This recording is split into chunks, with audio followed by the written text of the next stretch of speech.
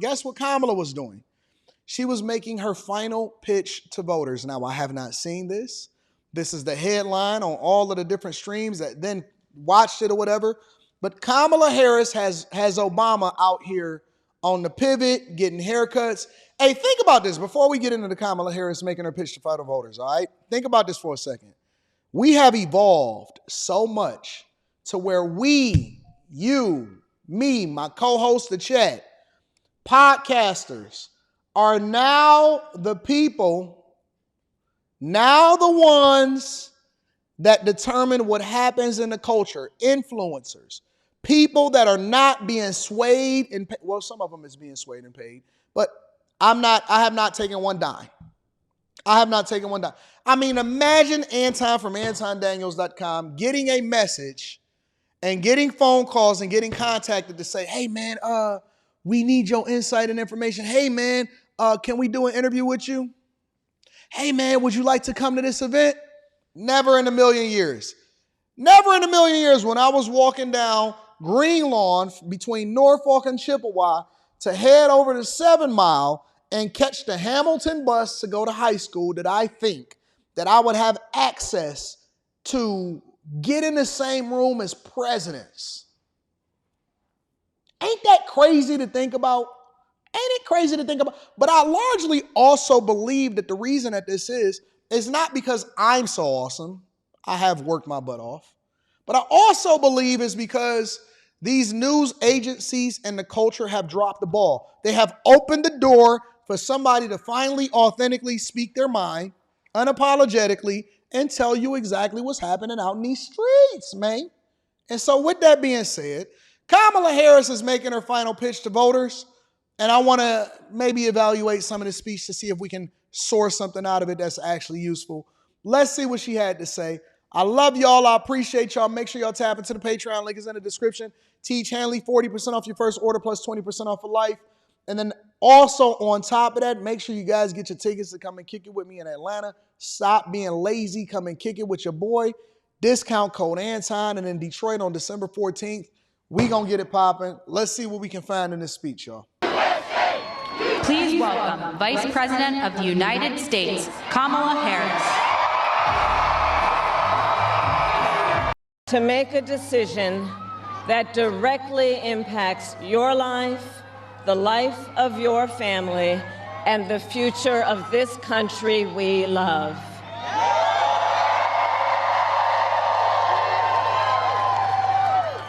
And it will probably be the most important vote you ever cast. And this election is more than just a choice between two parties and two different candidates. It is a choice about whether we have a country rooted in freedom for every American or ruled by chaos and division.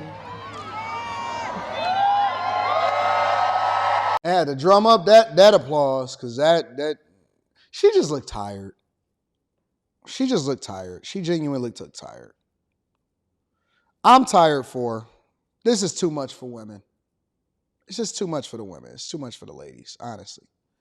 She looks tired and she looks older as a result of it. And this is not what God wants for her. This is not what God wants for her. 48201. It's not it. This is not it. Many of you watching have probably already cast your ballots.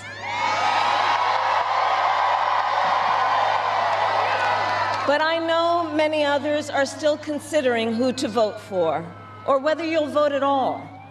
So tonight, I will speak to everyone about the choice and the stakes in this election. Look, we know who Donald Trump is. He is the person who stood at this very spot nearly 4 years ago and sent an armed mob to the United States Capitol. Fake news. Did not send an armed mob, but of course they're going to try to incite violence amongst you and try to get y'all with this battery in y'all back to feel some type of way. But let's see what else she got to say. Let's see if there's any real substance. Because the one thing that we knew for sure, and two things is for certain that we've learned in this election cycle, is that Kamala Harris and the Democrats cannot go 3 minutes without at some point promoting Trump. Kamala Harris and the Democrats cannot go 3 minutes in a speech or a conversation, Obama included, Michelle Obama, or Kamala Harris, or Biden, or AOC, or Nancy Pelosi. None of them can go 3 minutes in a speech or a conversation without at some point visiting and mentioning Trump. So, to overturn the will of the people in a free and that he knew he lost. 140 law enforcement officers. Donald Trump sat in the Washington. He was told by his staff what? Who is asking you to give him another 4 years in the Oval Office? Not to focus on your problems, but to focus on his. And Donald Trump has told us his priorities for a second term. He has an enemies list of people he intends to prosecute. He says that one of his highest priorities is to set free the violent extremists who insulted those law enforcement officers on January 6th. Donald Trump intends to use the United States military against American citizens. So, in your final pitch, because I'm observing it and I'm listening to it, in your final pitch, your message to the American people is what you should fear. And I largely believe that that's what's really affecting the people, because if I ask people on a regular basis, whether it's in a panel or in real life, who are they voting for and why? If they say that they're voting for Kamala Harris, they don't say that. They say, I'm not voting for Trump. If I ask people, who are they voting for and why? They don't say that I'm voting for Kamala Harris. They say that I'm not voting for Trump. That's a fact. So the strategy in the final pitch is not to help people to understand how you will be a better president in the United States of America than your predecessor in Biden. The strategy is to tell you to fear voting for him, so vote for me, and that we can continue to do what we've been doing for the last 3.5 years, which obviously is not working for the American people, which is why we're going to paint the whole country red. Okay. Who simply disagree with him. People he calls, quote, the enemy from within. America, this is not so the a whole candidate speech is her talking about Trump? who is thinking about how to make your life better. Let me speed it up, see if I can get this a little faster. Who is unstable, obsessed with revenge, consumed with grievance, and out for unchecked power. Donald Trump has spent a decade trying... Is this a whole speech about Trump? In her final closing argument, seriously. Because I would like to know what she's proposing and why she's going to sell the people in her final proposal of why they should vote for her, not vote against him. I'm going to let it play. I'm going to let it play for the next 4 minutes and see what we can get out of this. To keep the American people divided and afraid of each other. That is who he is. But America, I am here tonight to say that is not who we are. That is not who we are. That is not who we are. You see, what Donald Trump has never understood is that e pluribus unum, out of many, one, isn't just a phrase on a dollar bill. It is a living truth about the heart of our nation. Our democracy doesn't require us to agree on everything. In fact, we like good arguments from time to time. Just think of your own family, right? It's not the American way to not have disagreements. We don't shy away from robust debate. In fact, we like a good debate, don't we? We like a good debate. And the fact that someone disagrees with us does not make them the enemy within. That's right. They are family, neighbors, classmates, co-workers. They are fellow Americans. And as Americans, we rise and fall together. America, for too long, we have been consumed with too much division, chaos, and mutual distrust. And it can be easy then to forget a simple truth. It doesn't have to be this way. It doesn't have to be this way. It is time to stop pointing fingers. We have to stop pointing fingers and start locking arms. It is time to turn the page on the drama and the conflict, the fear and division. It is time for a new generation of leadership in America. I'm not inspired. And I am ready to offer that leadership as the next President of the United States of America. So she's never told us what makes her greater than Donald Trump. Now look, let me say, I recognize this has not been a typical campaign. Even though I've had the honor of serving as your vice president for the last 4 years, I know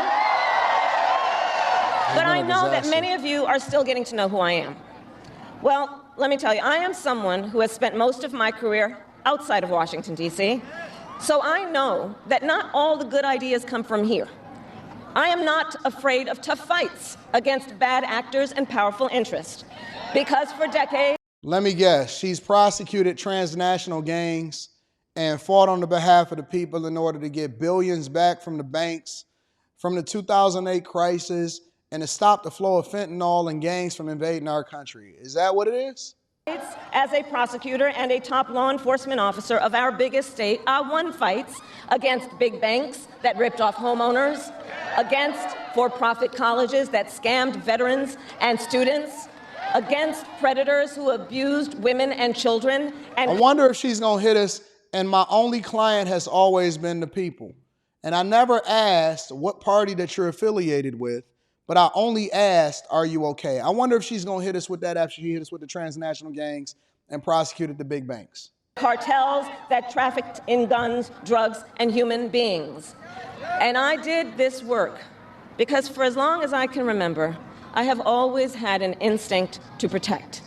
There's something about people being treated unfairly or overlooked that frankly just gets to me. I don't like it.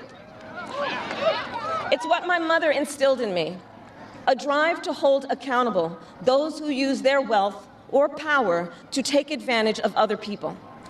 The drive to protect hardworking Americans who aren't always seen or heard and deserve a voice. And I will tell you that is the kind of president I will be.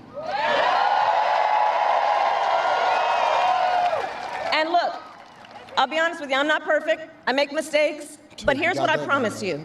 I will always listen to you, even if you don't vote for me. I will always tell you the truth, even if it is difficult to hear. I will work every day to build consensus and reach compromise to get things done. And if you give me the chance to fight on your behalf, there is nothing in the world that will stand in my way. So look, in less than 90 days, either Donald Trump or I will be in the Oval Office. Okay? On day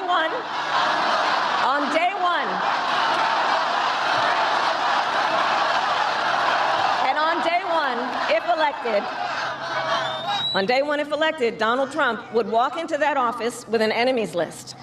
When elected, I will walk in with a to-do list. I'm trying to understand why she always mentions him. It's kind of annoying. Full of priorities of what I will get done for the American people. And I will work with everyone, Democrats, Republicans, and independents, to help Americans who are working hard and still struggling to get ahead. I have been honored to serve as Joe Biden's vice president. But I will bring my own experiences and ideas to the Oval Office. My presidency will be different because the challenges we face are different. Our top priority as a nation 4 years ago was to end the pandemic and rescue the economy. Now, our biggest challenge is to lower costs that were rising even before the pandemic and that are still too high. I get it.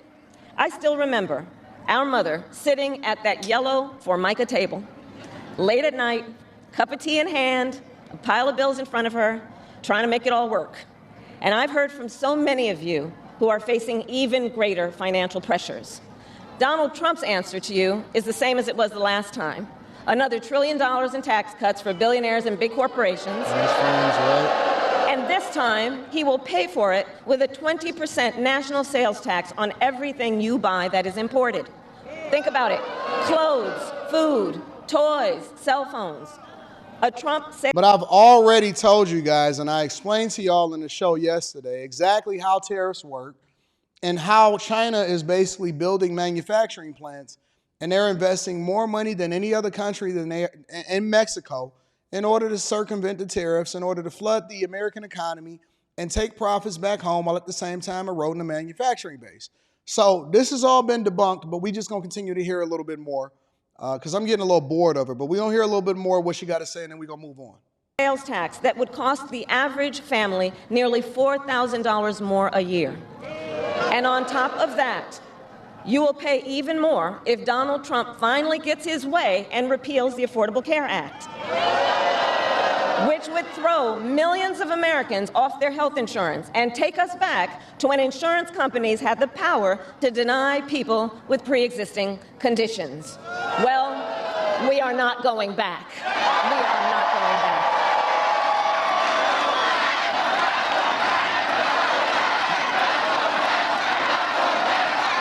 We are not going back because we also know Donald Trump would deliver tax cuts to his billionaire donors. I will deliver tax cuts to working people and the middle class. I will make sure you have a chance not just to get by, but to get ahead. Because I believe in honoring the dignity of work. I will enact the first ever federal ban on price gouging on groceries. All right, we heard all of this before. All right, I'm cool with it. So that was, ladies and gentlemen, her final pitch to the American people. Again, another pep rally, her final pitch to the American people. The majority of the conversation was about Trump. It wasn't actually about her. We've heard the rest of the talking points. She's going to go after big actors, transnational gangs. She love her mother, small business owners, her lawn. Cool.